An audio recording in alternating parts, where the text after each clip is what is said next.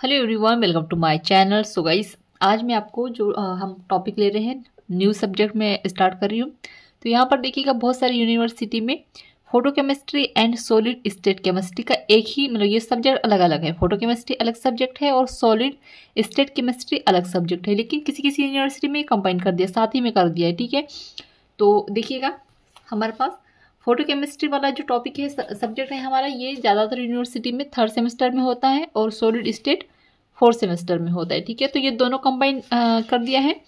तो ये जो टॉपिक है जो मैं ले रही हूँ ये है 4th सेमेस्टर में। ठीक है,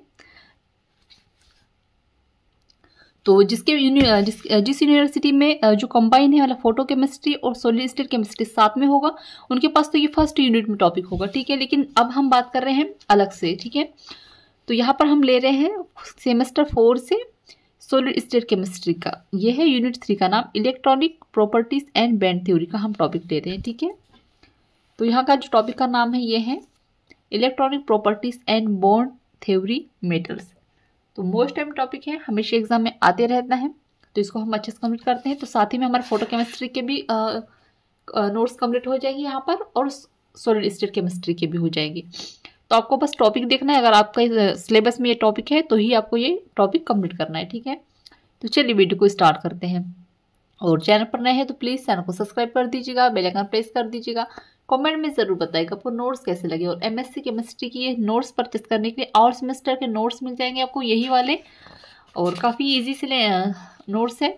तो इनको परचेस करने के लिए आप मुझे व्हाट्सएप पे मैसेज कर सकते हैं, डिस्क्रिप्शन पे व्हाट्सएप नंबर शेयर कर दूंगी, तो बहुत ही कम प्राइस में आपको अवेलेबल हो जाएंगे। चलिए वीडियो को स्टार्ट करेंगे। तो बैंड थ्योरी ऑफ मेटल्स क्या होते हैं वो देखते हैं।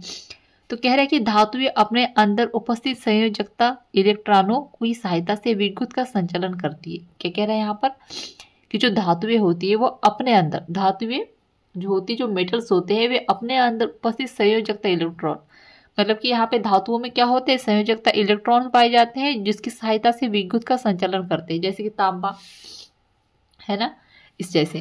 तो समान ऊर्जा वाले धातुओं में धातुओं के परमाणु कक्षक मिलकर आणविक कक्षक बनाते हैं। क्या कह रहे हैं कि जो समान ऊर्जा वाले जो धातु होंगे उनके परमाणविक कक्षक और आणविक कक्षक, ठीक है, मिलकर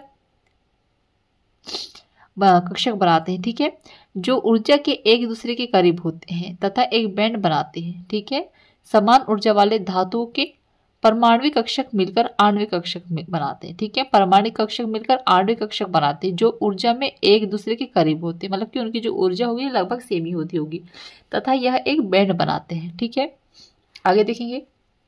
आगे कह रहा है कि यदि बैंड आंशिक रूप से भरा हुआ है या यह किसी अन्य उच्च ऊर्जा वाले खाली चालन बैंड के साथ ओवरलैप करता है तो इलेक्ट्रॉनिक उच्च चालकता दर्शाते हुए लागू विद्युत क्षेत्र के तहत आसानी से प्रभावित हो सकते हैं। ठीक है, यदि बैंड आंशिक रूप से भरा हुआ होता है, ठीक है, जो बैंड होगा वो अगर आंशिक रूप से भरा हुआ होगा या यह किसी अन्य उच्च ऊर्जा वाले खाली चालन बैंड के साथ ओवरलैप करता है, या तो ये बैंड भरा हुआ होना चाहिए या फिर अन्य जो उच्च ऊर्जा वाले जो बैंड होंगे उनके खाली चालन बैंड के साथ ओवरलैप करता होगा, तो क्या होगा, इलेक्ट्रॉनिक उच्च चालकता दर्शाते हुए लागू विद्युत क्षेत्र के तहत आसानी से प्रभावित हो सकते हैं। ठीक है, आगे देखेंगे।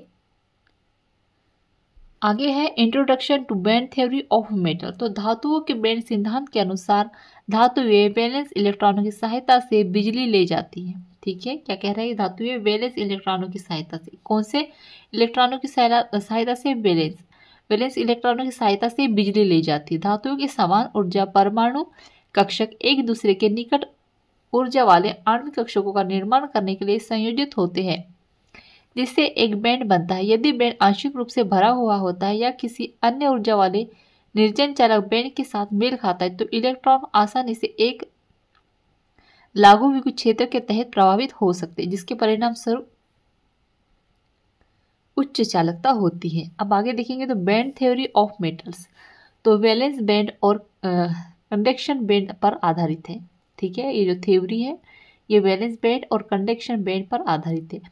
इसे ठोसों का बैंड सिद्धांत या ठोसों का जॉन सिद्धांत भी कहा जाता है, ये आपका ऑब्जेक्टिव में पूछ सकता है। ठीक है, अब आगे देखेंगे। यह कंडक्टर अर्धचालक और इंसुलेटर को बहुत स्पष्ट और विशिष्ट रूप से परिभाषित करता है। आगे देखेंगे। ठोस पदार्थों के बैंड सिद्धांत द्वारा धातुओं के ठोस पदार्थों के अंदर इलेक्ट्रॉन द्वारा प्राप्त क्वांटम अवस्था का वर्णन किया जाता है। प्रत्येक अणु में कई अलग अलग ऊर्जा स्तर होते हैं। बैंड सिद्धांत बताता है कि अणुओं के अंदर इलेक्ट्रॉन किस तरह व्यवहार करते हैं। ठीक है, क्या कह रहा है, जो बैंड सिद्धांत होता है वो मुख्य किस पे होता है कि जो अणुओं के अंदर जो इलेक्ट्रॉन होंगे वो किस तरह का व्यवहार करते हैं। अब बैंड सिद्धांत क्वांटम क्रांति के दौरान प्राप्त वैज्ञानिक जानकारी से उत्पन्न हुआ। फेलिक्स ब्यूज जो एक वैज्ञानिक का नाम है, उन्होंने 1928 में क्वांटम सिद्धांत को ठोस पदार्थों पर लागू किया गया। ठीक है, अब प्रॉपर्टीज ऑफ मेटल देखेंगे तो धातुओं के विभिन्न विशिष्ट गुणों को धात्विक बंधों की विशेषताओं द्वारा समझाया जाता है। फर्स्ट है, चूंकि इलेक्ट्रॉन सागर में इलेक्ट्रॉन यात्रा करने और विद्युत प्रवाह का परिवहन करने के लिए स्वतंत्र होते हैं, इसलिए धातुएं विद्युत की अच्छी सुचालक होती है। ठीक है, धातुएं क्या होती है, विद्युत की अच्छी सुचालक होती है। ये भी अपने ऑब्जेक्टिव में पूछ सकता है। आगे देखते हैं।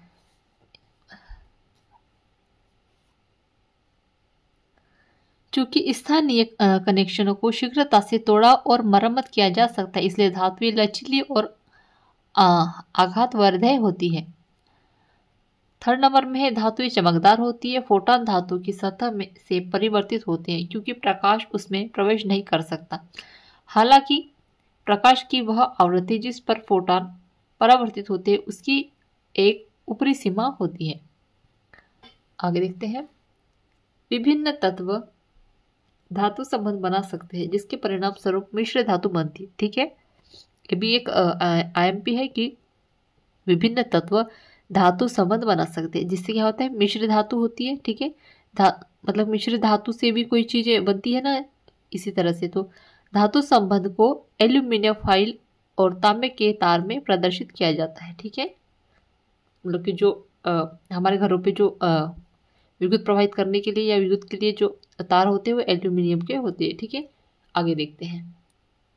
तो यहाँ पे जो है हमारा टॉपिक एंड होता है। सो आई होप आपको अच्छे समझ में आ गया होगा। सो प्लीज़ चैनल को सब्सक्राइब कर दीजिएगा, बेल आइकन प्रेस कर दीजिएगा, कमेंट में जरूर बताइएगा नोट्स कैसे लगे। और MSc केमिस्ट्री ऑल सेमेस्टर के नोट्स परचेस करने के लिए मुझे व्हाट्सएप मैसेज कर सकते हैं, डिस्क्रिप्शन में व्हाट्सएप पर शेयर कर दूंगी। Thank you.